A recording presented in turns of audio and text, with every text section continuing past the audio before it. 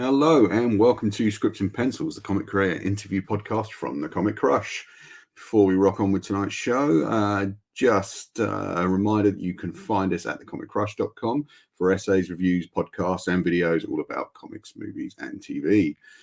You can also buy comics in our web store, where we have complete miniseries, single issues from Marvel and DC, as well as indie comics from Image, Dark Horse, AWA, and many more. Right now there is a sale on, so head to the web shop for a bargain. You can also sign up for our Patreon and help support us every month. The price of the Patreon is less than one of the $8 coffees that Elon Musk keeps tracking on about. So do take a look at that. I am your host, Paul, as always, and today I'm joined by someone who is not only a talented comic creator in their own right with the brilliant Beastwagon and really rather beautiful Real Love under their belt, but who is also working in sales at Rebellion Publishing, where he's just brought us the best of 2000 AD Volume 1, the first in a 6-volume series, bringing you the best of 2000 AD. That's out now in comic stores, bookstores, newsagents everywhere. I advise you to pick it up. It is amazing.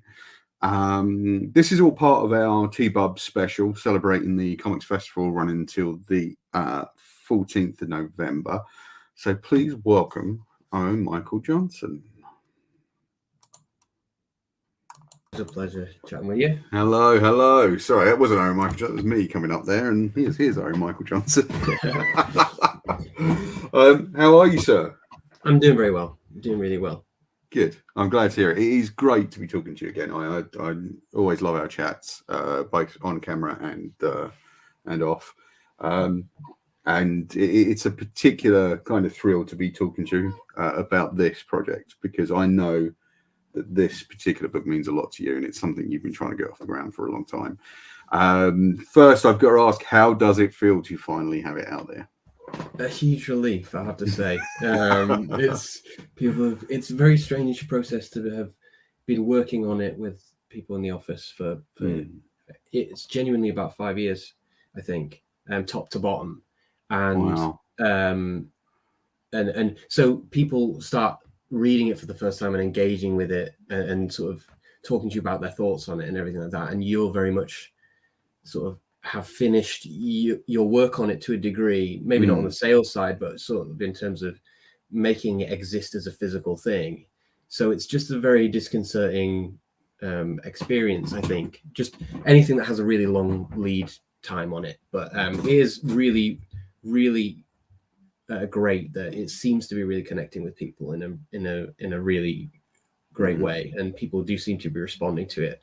So that is a huge relief, because you don't want to work on this thing and then you come out and it's a dud and it's like crickets or the tumbleweed in a western, like it. Well, and I've said it's a risk.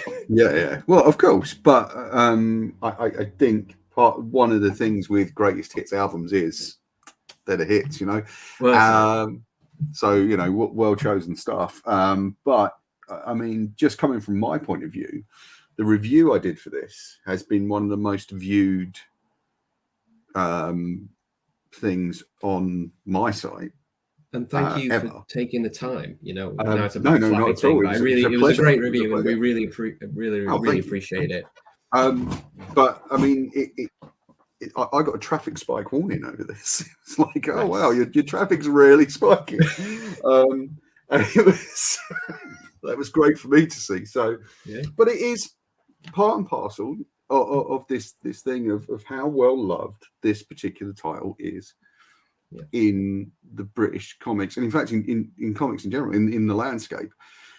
It's unique. It's completely unique. It is unique. It is unique. Not enough anthology titles out there, and very few that are successful and have held their sort of sway for 40 years the way 2000 AD has done.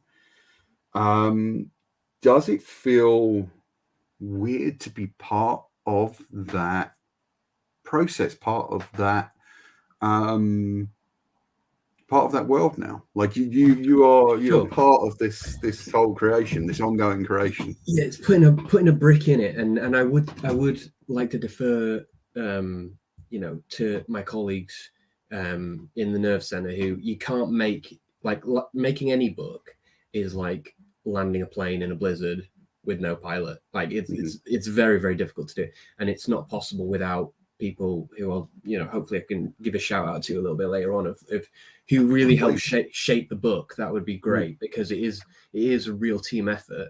For me personally, I know we talked about this just because we're pals and stuff like that. My journey with it, you've got to trace right back to the 40th anniversary festival, which was nothing to do with Best of 2008, the book or anything like that. It's just I got hired originally, and that was my job at Rebellion before I started working on more on metadata and on kind of the logistics of how you make books, was in becoming the festival director for the 40th anniversary, which was a one-day convention in Hammersmith. It was at the Nova Hotel, and that was a one-day convention that we hosted all the 2000 or as many 2000 AD creators as we could possibly get in one room. Bunch of panels. John Pearson, who's now reached fame and fortune, but who I was working at the time on Beastwagon, did lots of set design for it, so he could make it sort of a semi-immersive kind of experience. And before that, really, I got the job 2000 AD. I had read bits and bobs through Titan reprints, like Halo Jones or Your Zenith, but it was very spotty, my reading of 2000 AD. Been a comics fan since I was a kid and made comics for a long time. But I wasn't one of the diehard until that show. Much to, I don't know if you know Connor Boyle, who obviously is again now a famous creator in his own right, essentially was horrified and sat me down and said, "You have to read Judge Dredd America." When he found out that I was sort of interviewing for the role, he's like, "You've got to read this right now." Like, and I had a couple of friends like Colin Bell, who is a huge 2000 AD fan, that kind of your consigliere basically, that would say, know your onions if you're going to do this. But in organizing that show and being there on the day and seeing how many people were dressed up as 2000 AD characters, and how much I hadn't worked on a brand, that's a very cynical word, but on property or these characters and these stories that had that much love built into that fan base. All right. So that was a real big bang moment for me, seeing on the day how much this meant to so many people and families as well, like very much a inheritance thing of handing down the love, from parents to their kids, and that they were enjoying it and loving it as well. That was huge for me. And I got it after that. After that, went back and read as much as I possibly could. And I still haven't read everything, but I've read as much as I can to get, because it's so, as you know, it's so broad. There is so many different pockets of it that aren't quite apparent unless you're reading the prog week to week. So for anyone who doesn't know, it's published classically in a weekly prog, and there's the Judge Dredd magazine, which is monthly as well. And it was a creation for the newsstand every single week. It's had 45 years. We've brought out Best of 2000 AD Volume 1, the 45th year of the thing. That's going to be going for a long time. Lots of people, and one of the reasons that we started doing Best of 2000 AD is it's always good to have an entry point. I've talked to you about this before.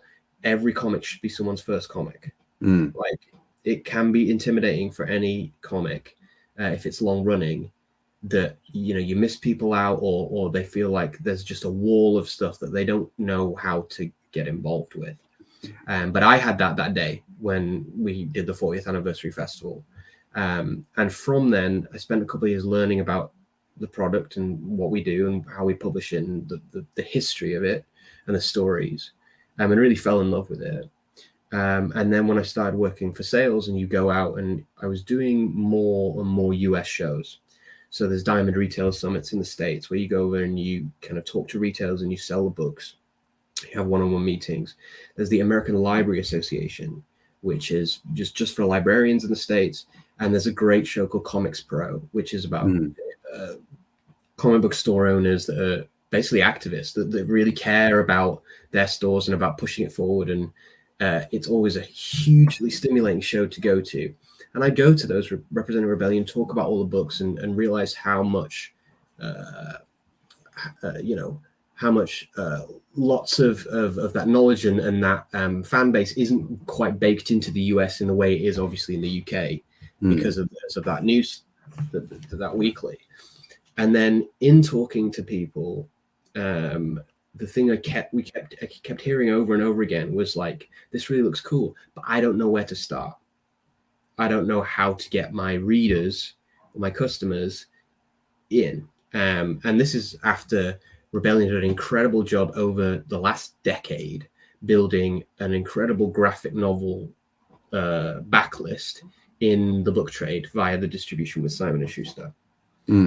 So that already exists. And all those graphic novel series, a lot of the universe has been reprinted in those. Not everything, but there's a really great basis there. So this was kind of about, like, the landscape has changed now. Everything's about bookstores and comic stores coexisting and giving options. And so it was very much looking at that and going, well, what's the mission statement here? It's, can we create something that is for people who have never read this stuff before? What's a really good entry point? How do you possibly take from this giant history that's lasted 45 years and give someone something satisfying? And crucially, I talked to you about this when we were kind of, talking about putting together in the first instance, how is it accessible? What is that accessibility to people who've never read this stuff before? And that kind of became the challenge, really. Yeah. And I think you've done an amazing job of representing the history of not only the comic itself, but also of comics on a wider scale, because the creators you've got in there, Alan Moore, Ian Gibson on Halo Jones, Arthur Ranson on the Judge Anderson story, and it's just amongst many others, John Wagner's in there, Kev Walker. The names are just all these names that one hears quite readily now, or has heard throughout the years if they're a long-time comic book reader like myself. And it's just thrilling to see so many of them in one book. So I guess the question has got to be the rather obvious question, I'm afraid. How do you go about choosing what goes in volume 1? Yeah, I've been asked that a couple of times, and the answer really? is like, the answer is always like, I joke about it, but like, just understanding that you failed before you start. Only in that you cannot please everyone. Yeah. There is a curatorial bias I did not realize in taking reprint and kind of curating the stuff, is that there's a curatorial bias, even if you're not, say, commissioning stuff, maybe totally fresh, and that your taste is going to come through. It's a huge question. The first thing I would say is, like, my first shout out's got to go to people like, there are just some people who just know far more than I do in that office. They are people like Matt Smith, who's the editor of 2000 AD, the main title, but specifically that helped me with this book. People like Oliver Pickles, who is the graphic novel editor that's recently been working on the Apex editions, but he does a lot of he does the Rise and Fall of Trigan Empire my favorite books as well. He's an incredibly diligent editor, and he suggested a bunch of books, and we talked. I basically got to spend like a month building just like a big suite of stuff, and everyone just dumped stuff in a folder, and I would pick through as much of it that I hadn't read before and see where he's coming from. Mike Mulcher is essentially, the walking encyclopedia of a lot of this stuff as well. Like, he really knows his stuff, and because he has a lot of that background of promoting it himself as well, he's had to really dig through, what does these stories mean to people, and what are they actually doing, what are the themes in them. Like, he thinks of things on like quantum physics level, some of these stories that I found hugely helpful. So a massive shout out to him. But you talk, right? You know, I'm maybe down as the editor, the series editor, but you talk to them, and you know, and even then you'll maybe get something wrong. But I just had to go with variety as much as possible, and even when you're like, oh, I'm not sure, does this go in or does that go in? You kind of go, what's the mission statement? You have to keep coming back to that, which is like accessible, like you've never read stuff before.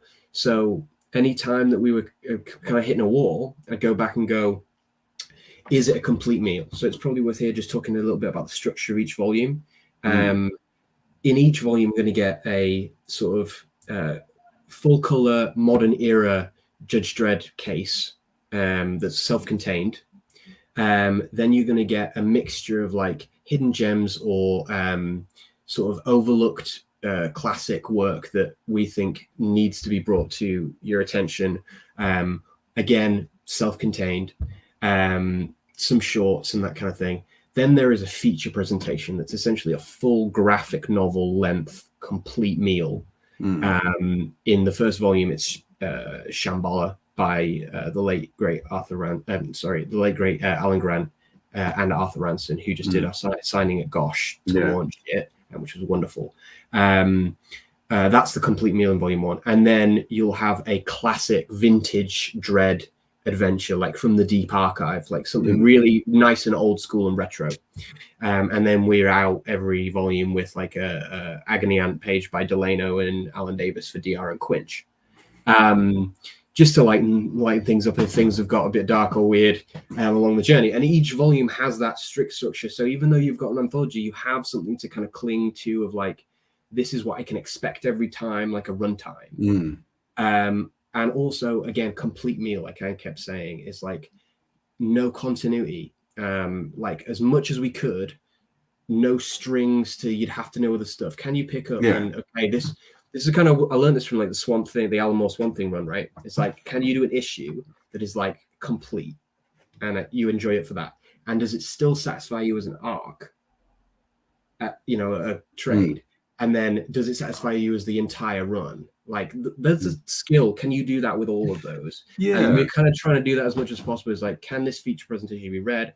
Does the whole volume have kind of a little, even when you're putting these really different stories together, does it have a kind of flow that feels good tonally? And then what does the 6 volumes look like, and what journey are you taking people on if they stay with the whole 6 volumes? It's obviously not easy. And you're also, page count is an issue. Like, how do you, there's some stuff that you can't fit that you want to because of length. You have to shuffle. There's just so much Jenga and, you know, all of that kind of thing. If it sounds like it's hard, like you're having it bloody was. Yeah. I got PTSD.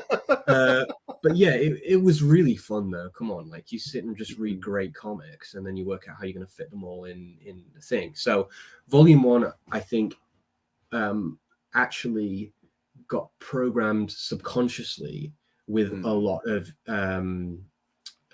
female leads. To kind of combat some of the perceived notion maybe that this isn't a boys comic, and it's just like, you know, action and guns, although there's plenty of that.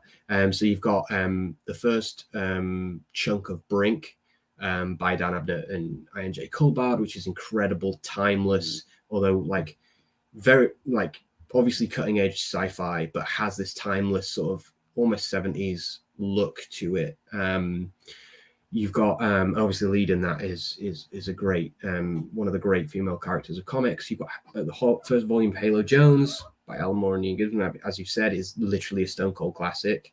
And we've got Shambhala with Judge Anderson, and she's on the cover as well by Jamie McKelvey. So I really that's one thing I do want to point out is that Anderson, surprisingly, for a comic that I think is so closely associated with Judge Dredd, it's lovely to see that Anderson is front and center on that cover with Dredd in the background, of course. But I love that about the cover, and I love the attitude of that. It's gonna, like, crassly, it's gonna draw people in that maybe would have picked it up if it was just Dredd. And yes, Dredd is on pretty much, you know, all the covers because he's such a huge part and he's just such a big draw for 2000 AD, and what it represents is what people recognize. But the the whole point here was like to show the breadth and the range of what we could do. So yeah, including Anderson. It helps that obviously Anderson's had a bit of exposure thanks to that the Dread movie with Carl Urban, but a fascinating character. She really is. We knew there was going to be Dread in every volume, but I think it's about giving people as much breadth as you can, really. I mean, one of the things I like about this is it doesn't feel like, and excuse me for saying this, a cynical cash-in because there's a movie or TV show coming out. It feels like it's been made with love. Thank you. No, I appreciate that. It definitely has. I mean, it's an anthology book for an anthology title, which in itself is a feat, because I'm not sure how many people would have thought, oh, I really want to go and grab an anthology graphic novel right now. But you've managed to include things that would make them want to pick this up. And it just feels done with such care and love. Thank you. Any favourites of yours in there? I mean, volume 1 I've been staring at for so long now. You hate it. I know, I absolutely love it. For me, volumes 2 and 3 have a special place. Right. For me, that's my personal favourite stuff. Volume 3, I don't know if there's an exclusive, but there's going to be bits and bobs, I'll say. Leviathan's been out of print for a long time. Okay. Leviathan, the whole is the feature presentation in volume 3. Nice. It's the whole of it in there, and that is an absolutely astonishing piece of work. It's absolutely amazing. Storming Heaven is in volume 3. I don't know if you're familiar with that. That I'm not, no. But yeah, that's essentially Gordon Rennie and Fraser Irving of Batman Inc. And a bunch of other Image books fame, doing a very kind of Grant Morrison-esque what if you could basically take a tab of acid, but it was essentially superpowers. Essentially, it's kind of a big, kind of cosmic tune in, drop out, get weird kind of superhero story. And obviously that isn't a 2080 doesn't do a lot of superhero kind of stuff. Zenith and there's a couple of bits and bobs, but Storming Heaven definitely skews on more the kind of occult 60s counterculture, right. Manson as essentially an occult force. It's very weird, but very, very cool and very colorful as well. Which, as a culture, does feel, not Manson, obviously, I don't, but as the 60s counterculture does feel like a progenitor of 2000 AD, given how closely to the 60s it sort of came out. And the comic's been twinned with punk, quite rightly so, because that energy and that anarchy is built into it, and that I kind of, when you look at stuff, you kind of go, well, let's break down what actually 2000 AD is. And for me, it's anarchy, it's the punk, the fury. It's such a product of that kind of time, but that kind of feeling of rebellion and that feeling of righteous indignation is it's never been more relevant, I would say, and certainly in this country. And it's kind of timeless. It's an energy you can kind of keep tapping into. So you're kind of trying to program those different tones, is what I'm saying. I can just talk to my favorite stuff, but we try to put something in for literally everybody. A little bit later on, you're getting a little bit more of the kind of that 90s Britpop kind of vibe. We've got Hooligan's Haircut coming up in a later volume, so you have a little bit of that kind of flavor to it. It's hard to choose. Each volume, for me, well, I mean, I helped program it, so of course I'm going to say this, but there's something I love in kind of every single volume, personally. And also for me, like, there's so much stuff that speaks to the era that I started reading 2000 AD, and with Halo. I was going to ask, what's your favorite? What you're hoping for? I can't say whether it's in there or not, but what's your favorite little kind of pocket? I don't know. I mean, I'd like to see some Rogue Trooper because I have very fond memories, but they're they're almost like very ephemeral sense memories rather than solid actualities. Do you know what I mean? Like, I haven't read Rogue Trooper in so long. That's something that's worth talking about, though, because Yeah. we talk a lot about new readers, which are obviously really important to us, as they are to anyone that's been publishing comics as long as we are. But like you said about the Greatest Hits package, it's an opportunity as well. It felt like to re-engage people who are maybe lapsed readers, or maybe had like that sense memory that really liked it when they were younger, maybe, or just been like, oh, it's been ages. It is a Greatest Hits package for them as well, and the whole point being to go like, here's why you remember you like this in the first place. You know, it's never too late to get back and give it a go again if you want to. You know, it's always here. Also, one of the most pleasing things for me is that it helps me complete an Arthur Ranson tear that I've been on recently. Because, picking up May's World. I've also picked up some older editions of some of the Judge Anderson stuff he did. Cool. And to find Shambhala in there was just gold. Satan's amazing. You know, he's an absolute legend. I had never met him before we did the Gosh signing. He was very mysterious as well, because he'd been organized to arrive through Mike Mulcher, so I hadn't even done any of the planning. So I just met him on the day, and the nicest man you could possibly meet. And his artwork is just obscenely, like, horribly good. Like, you've no idea how he's made that stuff. Maze World, obviously, like you said, is an absolute slam dunk. It really is. Yeah, I mean, I've been looking at some of his Batman stuff recently, and you know, it's just absolute. All of it is just absolute gold. And I've met him once or twice back in the old place, and he came in for a signing for Maze World, and I had one very touching conversation with him that was just I'll always remember. Just a very sweet man and an absolute genius. But of course, Adam, it's a book full of geniuses. Well, this is it. It's really hard. You know, and I will say Adam and Tom turned up with their own copies of Shambhala for the signing, and were as starstruck. The three of us were just completely starstruck, honestly, and that's real power. You know, when all three of us have been in the industry for somewhat, you know, long enough now to have seen a few things, and we were still very much starstruck by that man.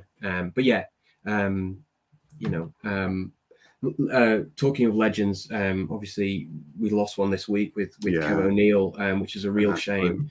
Heartbreaker, really. You know, he's in. You know, I'm desperate not to make this an opportunity to sell anything. It's really sad. You know, we put the first book of Nemesis in book 2, which is out in January. That's going to be incredibly bittersweet. I know Oliver.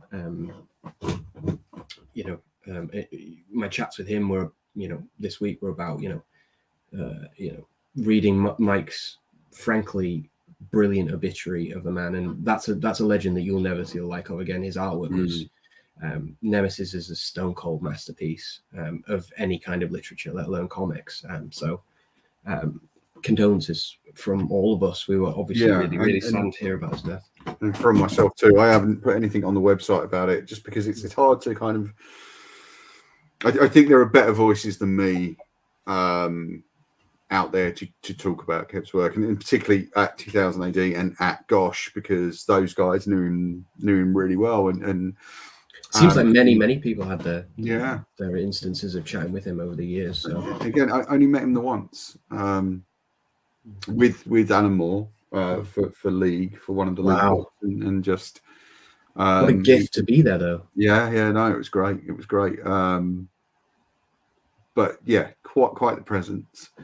And we've lost a lot this year. I remember looking at, funny enough, the thing I gravitated towards when Gary Leach passed was Future Shock. His Future Shocks, well, not Future Shocks, but some of the early stuff he'd done for 2000 AD, and it was amazing watching that style evolve as he's gone through the years, or you know, it may have even been months, given the regularity of that book. So I think one of the important things to point out about 2000 AD to people is what a touchstone it is, especially here in England. Like, it's the comic. Yeah. And it's one of those ones where if you work in comics retail and someone comes in and says, I want something that's uniquely British in comics, and it's just like, well, here we go. Yeah. No, it's it's a national treasure. You know, yeah, it really is. it is an institution in the best way possible. And you know, it's great, and it's really nice for me to be able to see friends now be part of that world. Yeah, it's genuinely an honor. It really is. You know, to do it, and it's easy to forget that sometimes in the day to day when you're getting through some of the work when it gets challenging or it gets difficult, and you have days where you're just like, oh my god, this is really hard, especially with shipping currently how it is, like, and paper, and there's lots of those things that on the day to day can kind of get you down. So, but it is really important to kind of turn around every now and then and be like, look, this is amazing. It is. Me and I were talking about it before the Gosh Line. It's like a cultural organism that's kind of existed, and one of the joys of it, and all the creators really seem to come through the door and kind of end up creating the work for it. It's a really special little club, right? It's like, yeah, if you're part of it, it's something really special, and people take a huge amount of pride in both working for it, inside the office and out as creators, and that's something really special, and it kind of needs to be protected. And also, when you see on someone's list of credits 2000 AD, you kind of, they must be good. Yeah, there's an element of that. It must be good, and probably a wrong one as well. There are so many dodgy people that have come out of 2000 AD, but dodgy in the best way. Because it is full of anarchic ideas, as you point out. It is full of no pun intended, rebellion, and full of satire. I mean, it's the thing. When I look at it, it's the gateway drug to things like RoboCop and a lot of kind of modern sci-fi, because that's where they're all still pillaging ideas from. I mean, that's it. It's kind of an idea factory in the like the rate at which especially in the kind of golden age, that when it was kind of the artifact, and it had that huge zenith moment, if you pardon the pun, of when it was really firing on all cylinders, and that's something that is incredibly special. What I found surprising going out is the breadth of tone, though, because anyone who is reading it has just seen Judge Dredd or seen the movies, or kind of thinks they know what 2000 AD is. I was talking to Adam about this as well, and the idea that, like, just how much that scope there is in there. And yes, there's the satire, and there's the kind of dread stuff, but there's comedy, like broad kind of comedy as well, and things like your DR and Quinches, like really amazing action, science fiction, fantasy. You can stretch 2000 AD on kind of what it means. Obviously there's a horror vein in there. There's been really great horror comics. Obviously, I just talked about Leviathan, things like Cradle Grave, and as sort of like really amazing class horror. It always, I was talking on a panel in New York about this, and like it seems to me that it's the I think Chloe Marville said it actually. It's the ideal template for what sci-fi should be, which is like incredible ideas, but actually about something, which not all science fiction kind of is in the cultural landscape these days. It's not always really got something to really chew over, which I think through either the good time or the bad, you can't really say that about 2008. It hasn't had something important to say, which is brilliant. No, and I think it's interesting. Dredd is a prime example. And sorry, folks out there, we're not covering more of the other stuff. Dredd is the thing, really. Just as a prime example, Dredd is, I always think, is the ultimate have your cake and eat it book, because it's a book that it's a storyline that rails against anti-authoritarianism, whilst getting you to absolutely root for a completely authoritarian system and character. And there's a certain genius in that, and you have to look at every writer and artist who's up there managing to tread that line so finely. And I'd be remiss. No, go on. Yeah. No, please. I was going to say I'd be remiss if I didn't plug Michael Mulcher's book here, which is called, absolutely. yeah. So if you're talking Dread, Michael Mulcher, who's PR manager and author and ex-journalist, has written a book, a non-fiction book that's out in February called I Am the Law. Whenever anyone asks me about Dread, I kind of just hold a big neon sign that says, like, I don't have the opinions you want.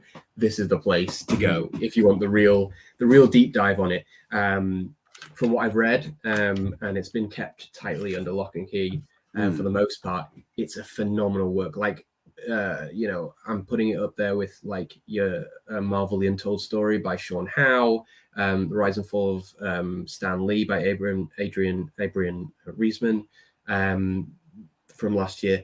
Really important academic nonfiction writing about comics. I'm putting up there, and but it grapples with that very thing of how did a kid's sensationalist action comic about a super cop from the future essentially get people hooked and change their brains from the inside out about basically where policing was going to go, where politics was going to go in this country, where there's a bunch of philosophy in it, a bunch of theory, a bunch of socio-political. It's just an incredibly well thought out book. So that's my plug for Mike's book. But no. In terms of Dread, it's the source book, and I'm definitely kind of interested in hearing that stuff, because we hopefully are going to be talking to Mike closer to the book's release, and that's something we've kind of discussed even setting up this. So I'm really, I've got very high. You would have killed me if I didn't plug that. So. Oh no, you've got to plug away whatever you want, my friend, whatever you want. But yeah, I mean, this book is out right now. It should be available all good comic shops, news agents, bookstores. It's out everywhere. Am I right? Yeah, that's right. Volume 2 is in previews right now. So if you order it that's out in January. So if you order it, and also we've offered again Volume 1. So if you missed that first time around in your comic store, you can go in and still ask for it. Orders are open for those 2 volumes right now. Or if you prefer through Amazon, you can get it there. You can get it through our web store. We do an exclusive Carl Kerschel cover for Volume 1, which you can only get through the web store. Nice.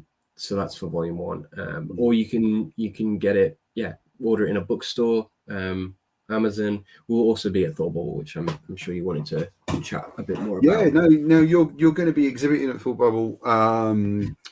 I believe the 2000 AD Rebellion is sponsoring the festival as well. Yep. How are you excited about being there this year? Yeah, it's going to be good. It's going to be a lovely little homecoming.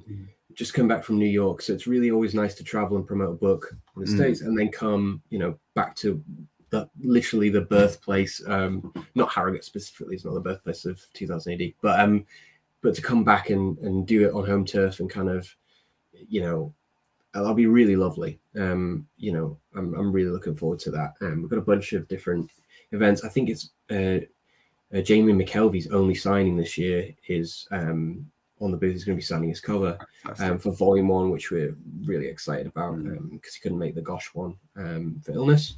But yeah, really excited to see everybody again and just dive back in. I'm going to have to pack my big coat. Going up to Harrogate's always like winter is really here. From down south, I get on the train, I get off at Harrogate, I'm freezing my absolute nuts off. So definitely big coat weather. That's good advice. I've never been. I'm hoping to go like 2023, 2024. I'm sort of aiming for, because I'd love to try it, even if it's just once, just to see what it's like. Never been before? No, never been. Oh, mate, come in my suitcase.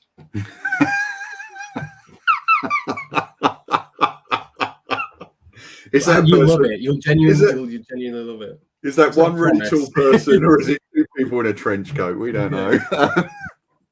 Proper Atlantic steamer trunk.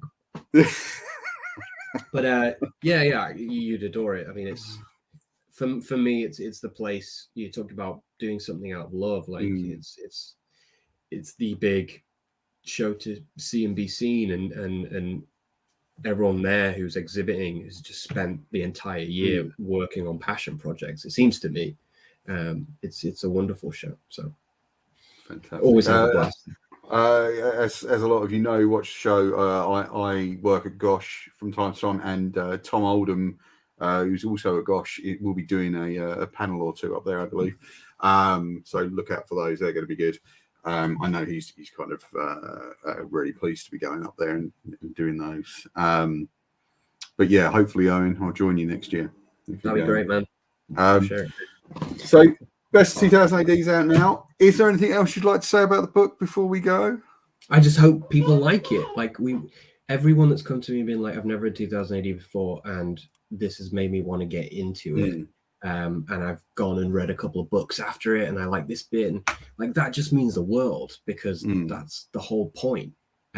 So I just really hope people can find something in it they like if they've never read it before, and specifically find something of them. And as I've probably made it really clear, I was that person who had kind of never read anything before and then fell in love with it. And I think people are always hopefully thankful of just like a hand reaching out, being like, this is some cool stuff, you'll like it. So yeah, I really hope people buy it and like it. Yeah, that's great. That's my hope too, because it's a great volume. It's been beautifully put together, as I said. There's a lot of love in it, and I congratulate you and the entire team for doing it. Thanks so much. It's an amazing piece of work. Do go and get it. Best 2000 AD, Volume 1 of 6. Volume 2 out in January. And catch the Rebellion guys at the Thought Bubble. See you there. So yeah. So we've got, as I said at the beginning of the show, we've got the sale in the web shop right now. Loads of single issues, really cheap. Do pick those up, because remember, you're helping support me be able to do things like this and carry on with the website. Also, there is the Patreon there. £2 will get you through the first door, if you like, of the Patreon, and you can get some bonus videos and articles there. There are also other tiers where you can get some other good stuff. I hope you'll enjoy. We'll be back actually this week with more stuff for Thought Bubble. So this is a sort of unofficial T-Bubz special we're running. We've got Cecil Castellucci. Her interview will be online now by the time you watch this. She's talking about her great new OGN Shifting Earth. She's at Thought Bubble this coming weekend. We've also got John Harris Dunning coming up. I'm hoping to squeeze his interview in before the end of the week, so we'll have it all running, and there'll be some other stuff on the website too. Do tune in for all that, plus loads of other great content. comiccrush.com. Please do take a look. 2000 AD is available in your local comic shop every week and in newsagents, which is great, because it's actually one of the few comics you can still go to a newsagent and buy, which puts it head and shoulders above a lot of other comics right now. So that's available every week. I get mine from Gosh, and that's in central London. I'm sure you all know Gosh Comics. Do grab it there. Owen, thank you so much for coming on. I really thank you so much, man. I always love chatting with you. I just have an blast. And I hope in the new year, I'm going to talk to you about some stuff after this, and we'll hope in the new year we're going to be talking even more, because I always find I learn something new, and I always come away with a renewed passion in comics and films whenever I talk to you, and I love it. Mate, thank you so much. Cool. Thanks, Owen. And goodbye to everyone. Bye.